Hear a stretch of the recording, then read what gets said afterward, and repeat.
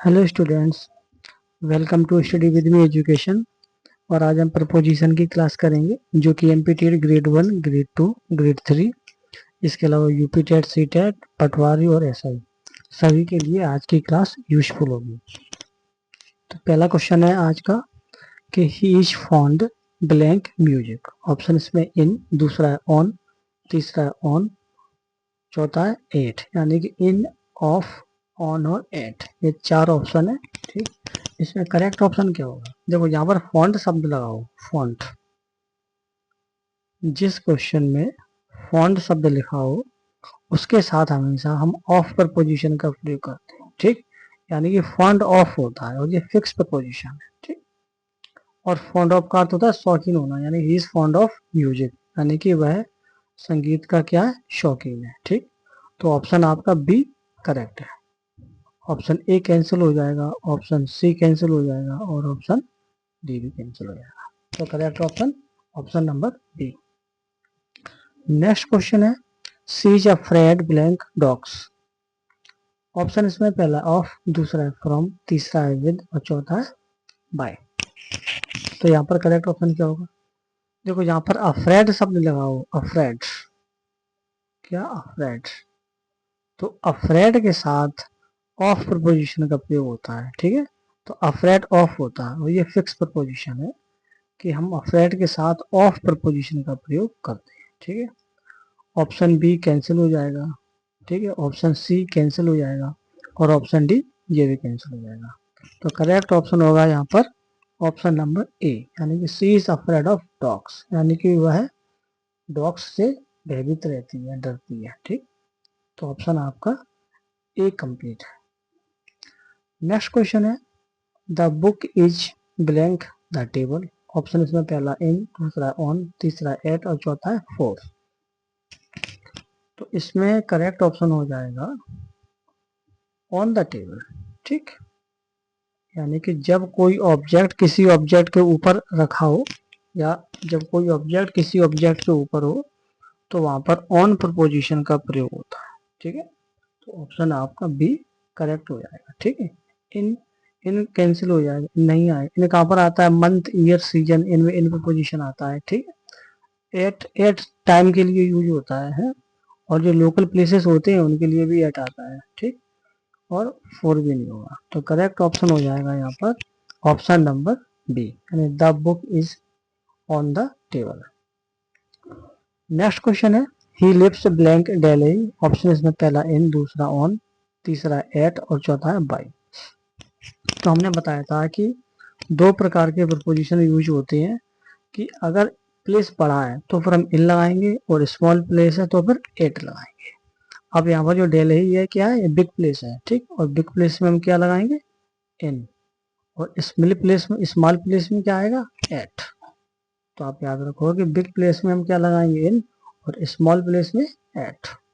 तो ऑप्शन हमारा a correct हो जाएगा। ठीक है, option B cancel, option C cancel और ऑप्शन डी भी कैंसिल हो जाएगा। नेक्स्ट क्वेश्चन है she is looking blank her keys. Option इसमें पहला एट, दूसरा है फॉर, तीसरा है टू और चौथा है विद।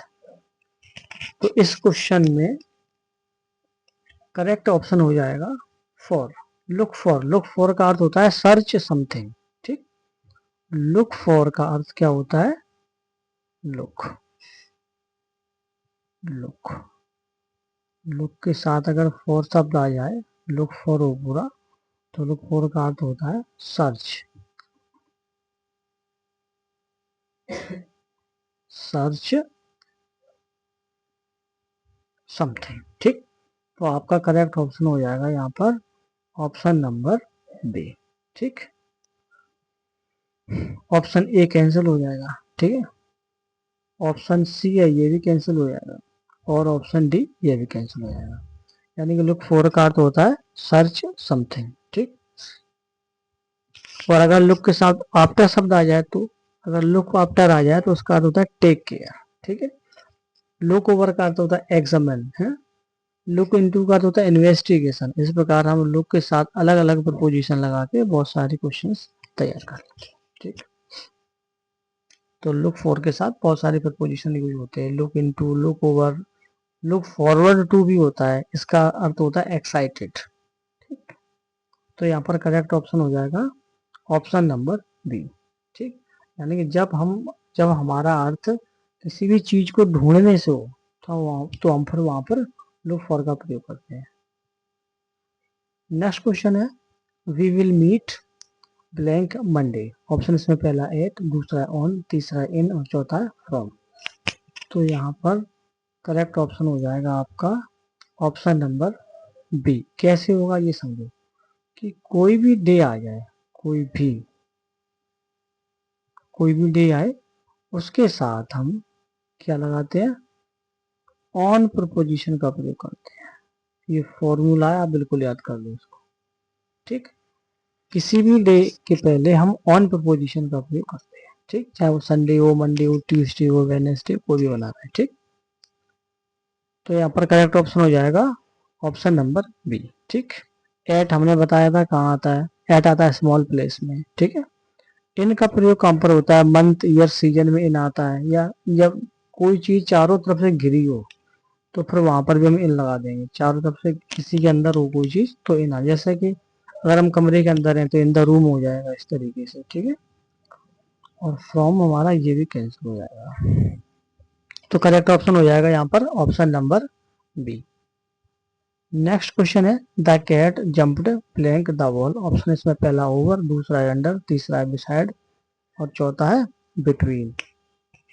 तो यहाँ पर करेक्ट ऑप्शन हो जाएगा आपका option number A, jump over. ठीक, यानी the cat jump over the wall, क्योंकि जब वो जंप करेगी तो दीवार के ऊपर से करेगी। सिचुएशन कैसी रहेगी उसकी, दीवार के ऊपर होके, और ओवर का अर्थ होता है ऊपर। ठीक, इसलिए यहाँ पर करेक्ट ऑप्शन होगा ऑप्शन नंबर ए। अंडर का अर्थ होता है नीचे। ठीक है, अंडर का अर्थ क्या होता है, नीचे, ये कैंसिल हो जाएगा। बिसाइड का अर्थ होता है बगल में है, ये भी कैंसिल हो जाएगा। बिटवीन का अर्थ क्या होता है, बीच में, और ये दो दो लोगों के लिए यूज होता है। ठीक है, जब दो लोग होंगे तो वहां पर बिटवीन का प्रयोग होगा, और जब मोर देन टू होता है तो फिर अमोंग में चला जाता है। ठीक, तो यहाँ पर आपका करेक्ट ऑप्शन हो जाएगा option number A, the cat jumped over the wall. Next question है he can blank the room. Option इसमें है इन, इनटू, ओवर और ऑन और ओवर। तो यहाँ पर करेक्ट ऑप्शन क्या हो जाएगा, यहाँ पर करेक्ट ऑप्शन हो जाएगा, देखो ही कैम ब्लैंक द रूम, तो है कमरे के कहाँ अंदर आया है ना, तो कमरे के अंदर आ रहा है और उसमें क्या आ रहा है, मूवमेंट हो रहा है, तो हम क्या करेंगे, इनटू का प्रयोग करेंगे याद रखो। ठीक, अगर वह पहले से ही कमरे में होता तो फिर इनका प्रयोग करते, अगर वो चलकर आ रहा है तो हम इनटू का लगाएंगे प्रयोग। ठीक है, इसलिए ये कैंसिल हो जाएगा। ऑन का प्रयोग कहाँ होता है, जब एक ऑब्जेक्ट के ऊपर कोई दूसरा ऑब्जेक्ट रखा हो तो वहां पर हम ऑन प्रपोजिशन का प्रयोग करते हैं। ठीक है, ओवर का अर्थ क्या कहाँ पर होता है, ओवर का अर्थ होता है, ओवर का यूज होगा ऊपर के अर्थ में, जब किसी ऑब्जेक्ट के ऊपर कोई ऑब्जेक्ट हो, जैसे कि मान लो नदी के ऊपर एक पहाड़ी हो, नदी के ऊपर एक पहाड़ी हो, या नदी के ऊपर से कोई प्लेन निकल के जा रहा हो, है ना, ऐसी सिचुएशन में हम ओवर प्रपोजिशन का प्रयोग करते हैं। ठीक, नेक्स्ट क्वेश्चन है सी सेट बिसाइड, सी सेट और ब्लैंक और मी। ऑप्शन इसमें पहला है बिसाइड, दूसरा है ओवर, तीसरा है अक्रॉस और चौथा है बिटवीन। ठीक, तो इस क्वेश्चन में करेक्ट ऑप्शन क्या होगा, देखो बिसाइड का अर्थ होता है बगल में। बिसाइड दो प्रकार के होते हैं, पहले तो ये समझ लो बिसाइड कितने प्रकार के होते हैं, दो। एक होता है बिसाइड, ठीक, और एक होता है BESIDES। ठीक, बिसाइड का अर्थ यहां पर है बगल में। ठीक, बिसाइड का अर्थ किससे है, बगल में। ठीक, बगल में, और बिसाइड्स इसका अर्थ होता है कि और अलावा।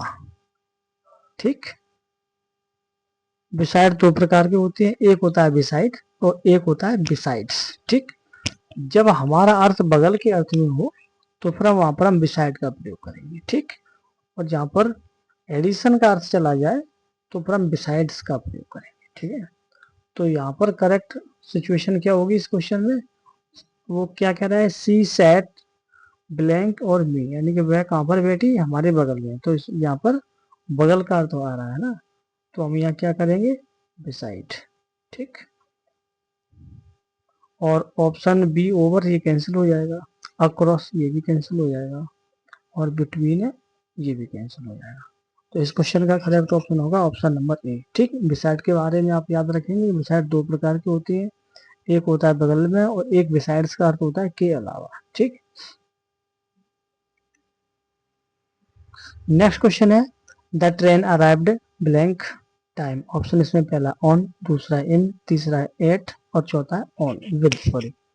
तो यहाँ पर करेक्ट ऑप्शन क्या होगा, देखो याद रखो, अराइव्ड, अराइव्ड के बाद जो टाइम लिखा हुआ है वहां पर हम ऑन प्रपोजिशन का प्रयोग करते हैं। ठीक, तो यहाँ पर करेक्ट ऑप्शन होगा ऑप्शन नंबर ए। ठीक है, इन कैंसिल हो जाएगा, एट कैंसिल हो जाएगा और विद भी कैंसिल हो जाएगा। तो करेक्ट ऑप्शन होगा यहाँ पर option number A, the train arrived on time. Next question है, he is good blank English. Option इसमें पहला है इन, दूसरा एट, तीसरा है फोर और चौथा है विद। तो यहाँ पर करेक्ट ऑप्शन क्या होगा, देखो गुड, क्या गुड, गुड के साथ एट प्रपोजिशन आता है।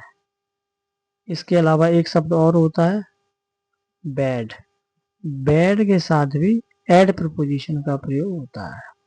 ये दोनों कंसेप्ट आप याद रखेंगे कि गुड एट होता है और बैड एट भी होता है। ठीक, तो यहाँ पर करेक्ट ऑप्शन हो जाएगा आपका ऑप्शन नंबर बी। ठीक है, ऑप्शन ए कैंसिल हो जाएगा, ऑप्शन सी कैंसिल हो जाएगा और ऑप्शन डी भी कैंसिल हो जाएगा। तो करेक्ट ऑप्शन होगा यहाँ पर ऑप्शन नंबर बी, यानी कि he is good at English. ठीक, नेक्स्ट क्वेश्चन है, she is married blank a doctor. Option इसमें पहला है विद, दूसरा है टू, तीसरा है बाई और चौथा है फ्रॉम। तो याद रखो, मेरी के साथ दो प्रकार की कंडीशन रहती है कि अगर मेरी जो शब्द है ये पैसिव वॉइस में लिखा हुआ है, ठीक, तो फिर हम यहाँ पर टू प्रपोजिशन का प्रयोग करेंगे। ठीक, और अगर एक्टिव वॉइस में लिखा हुआ है तो there will be use no preposition, वहां पर फिर कोई भी प्रपोजिशन नहीं लगेगा। कब, जब मैरिड शब्द किस में आ जाए, एक्टिव वॉइस में। ठीक, तो फिर कोई भी प्रपोजिशन नहीं आएगा। और अगर पैसिव वॉइस में आता है तो फिर मैरी के साथ हम टू प्रपोजिशन का प्रयोग करेंगे। ठीक, इसलिए यहाँ पर करेक्ट ऑप्शन होगा ऑप्शन नंबर बी। ठीक, ऑप्शन ए कैंसिल हो जाएगा, ऑप्शन सी कैंसिल हो जाएगा और ऑप्शन डी भी कैंसिल हो जाएगा। तो आप मेरी के साथ दो प्रकार के कंसेप्ट याद रखेंगे कि अगर मेरी वर्ब का प्रयोग एक्टिव वॉइस में हुआ है तो फिर कोई भी प्रपोजिशन नहीं आएगा, और अगर मेरी वर्ब का प्रयोग पैसिव वॉइस में आया है तो फिर हम वहां पर टू प्रपोजिशन का प्रयोग करेंगे। ठीक, तो एक्टिव वॉइस और पैसिव वॉइस दोनों में ही इसकी अलग अलग कंडीशन होती है मेरी वर्ब की। ठीक, नेक्स्ट क्वेश्चन है, the boy rain blank the road. Option इसमें पहला क्रॉस, दूसरा है अंडर, तीसरा है इनसाइड और चौथा है बिसाइड। क्वेश्चन में क्या है कि the boy rain blank the road, तो जो लड़का है वो क्या कर रहा है, रोड को पार कर रहा है, क्रॉस हो रहा है ना। तो करेक्ट ऑप्शन हो जाएगा यहाँ पर ऑप्शन नंबर ए, अक्रॉस हो रहा है। ठीक, ऑप्शन बी कैंसिल हो जाएगा, अंडर, अंडर का अर्थ क्या होता है, नीचे। इनसाइड ये भी नहीं होगा, है ना, और बिसाइड बगल में, ये सभी कैंसिल हो जाएंगे और करेक्ट ऑप्शन हो जाएगा यहाँ पर अक्रॉस। ठीक, the boy rain across the road. ठीक, नेक्स्ट क्वेश्चन है, आई will finish this work blank an hour. तो ऑप्शन पहला है ऑन, दूसरा इन, तीसरा एट और चौथा है फ्रॉम। तो यहाँ पर करेक्ट ऑप्शन क्या होगा, देखो यहाँ पर करेक्ट ऑप्शन आपका आ जाएगा option number B, in an hour होगा। ठीक, तो ऑप्शन बी आपका राइट है, ऑन कैंसिल हो जाएगा, एट है ये भी कैंसिल हो जाएगा, एट यहाँ आएगा ही। ठीक, एट कहाँ पर टाइम में आ जाता है एट। ठीक, एट 5 o'clock, एट 6 o'clock, इस तरीके से, और फ्रॉम भी नहीं आएगा। ठीक, तो यहाँ पर करेक्ट ऑप्शन हो जाएगा ऑप्शन नंबर बी, यानी कि I will finish this work in an hour. Next question है he is waiting blank the bus. Option इसमें एट, फॉर, ऑन और टू।